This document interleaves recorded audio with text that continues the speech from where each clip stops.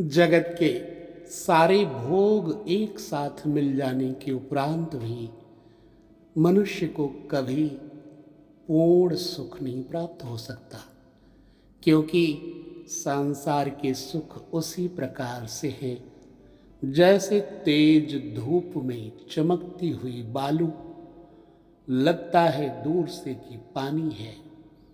उसे देख करके मृग उसी तरफ आकर्षित होकर दौड़ लगाता है, परंतु जब निकट पहुंचता है तो उसे सिर्फ रेत नजर आती है। फिर और दूर भागता है, उसे रेत नजर आती है, क्योंकि पानी तो वहां भ्रम मात्र है। इसी भांति संसार में पत्नी सुख, स्त्री सुख, पुत्र सुख, धन सुख, ये सब मृग तृष्णा की भांति है। किसी भी मनुष्य को संसार की पूरी संपत्ति मिल जाए, त्रैलोक्य का साम्राज्य प्राप्त हो जाए, फिर भी वो कभी तृप्त नहीं हो सकता। यह अटल सत्य है। अनेक राजा हुए, चक्रवर्ती सम्राट हुए, इंद्र आदि देवताओं को भी पूर्ण आनंद की प्राप्ति नहीं हो पाती, क्योंकि वहां पर भी भोग और ऐश्वर्य से सना हुआ वासना में जीवन है। नारी के देह में कुछ खास नहीं है, फिर भी मनुष्य उसी नारी के साथ भोग सुख का क्षणिक आनंद लेकर के पुनः पुनः अनुरक्त हो जाता है। जो एक बार आम चूसता है तो बार बार उस गुठली को भी चूसता रहता है, जब तक कि वह गुठली एकदम सफेद नहीं हो जाती, वह चूसता रहता है। परंतु क्या वह आनंद पूर्ण रूपेण सदा मिल सकता है? वह स्वाद मिल सकता है? कभी नहीं। ठीक उसी प्रकार सांसारिक भोग नारी के साथ वह भोगा हुआ समय क्षणिक सुख देता है, परंतु जब अतिशयोक्ति हो जाती है, जब स्त्री और पुरुष दोनों निस्खलित हो जाते हैं, स्खलित हो जाते हैं, तो फिर वो आनंद उन्हें नहीं मिलता। एक दूसरे की ओर मुंह करके, मुंह फेर के सो जाते हैं और फिर भी उसी में आनंद लेने का प्रयास रहता है। क्यों? क्योंकि यह माया है भगवान की।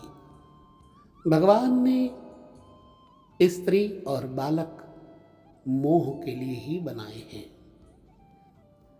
किसी में प्रेम करना बुरा नहीं है, परंतु मोह में अंधे होकर प्रेम करना बहुत बुरा है। ये मोह ही मनुष्य को फंसाता है। मोह निशा के समान है और उस निशा में सोए हुए अज्ञानी जीव को जो संसार के सुख दृश्य दिखाई पड़ते हैं, स्वप्न के समान है। उस स्वप्न का सुख केवल जागने से पहले तक है, जागने के बाद वह सुख, वह दृश्य सब व्यर्थ नजर आते हैं। ठीक उसी प्रकार ये संसार का सुख, स्त्री का सुख, अतः इन सुखों में अत्यधिक आनंद लिया नहीं जा सकता। इसलिए मनुष्य को चाहिए कि वो कुछ समय अपने स्वरूप बोध में लगाए। अपने स्वरूप बोध में देने पर समय वह ईश्वरीय अनुराग, वह ईश्वरीय आनंद, वह आत्मानंद दे देता है, जिसके फलस्वरूप उस जीव को मोक्ष की प्राप्ति हो जाती है। जब तक मोक्ष नहीं प्राप्त होता, तब तक जीव की दुर्दशा अनेक योनियों में होती रहती है। जीव ना जाने कितनी बार पशु की योनि में गया है, ना जाने कितनी बार मनुष्य की योनि में गया है, वृक्षों की योनि में गया है। स्वेदज, अंडज, उद्भिज और जरायुज 4 प्रकार के जीव समूहों में, योनि समूहों में उसको आना जाना पड़ा है, फिर भी उसे बोध नहीं होता, क्योंकि समर्पण नहीं है। इसलिए मनुष्य को चाहिए कि अपने पूर्ण समर्पण के साथ सद्गुरु की शरण में जाए समय रहते, नहीं तो यह भोग एक दिन रोग दे देगा, और जब रोग आ जाते हैं तो वही भोग फीके लगने लगते हैं। जिस प्रकार से शरीर के लिए रोग नुकसानदायक है, वैसे ही मनुष्य के लिए स्त्री आदि सुख भोग, स्त्री भोग, धन का भोग सब मायिक हैं, और तब तक जब तक वह ईश्वरीय सुख नहीं ले लेता, उसे इस आवागमन के चक्र में निरंतर रहना पड़ता है। अतः जीव का नितांत आनंद उसके हृदय में विराजमान व्यापक है।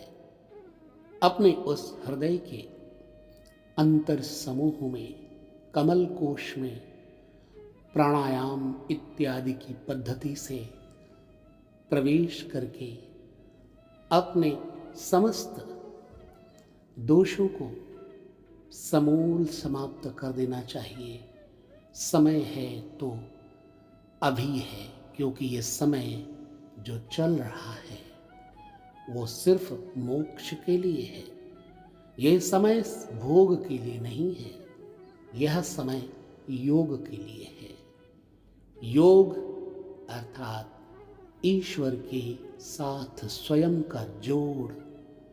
ईशावास्यम इदं सर्वं यत किंचित जगत्याम जगत तेन त्यक्तेन भुंजी था माँ गृधा कस्य सिद्धनम। अर्थात जितना भी चर अचर, छोटा बड़ा दृश्यमान है, वो संपूर्ण पदार्थ, संपूर्ण जगत ईश्वरमय है। वह ईश्वर ही भोगता है, वह ईश्वर ही करता है।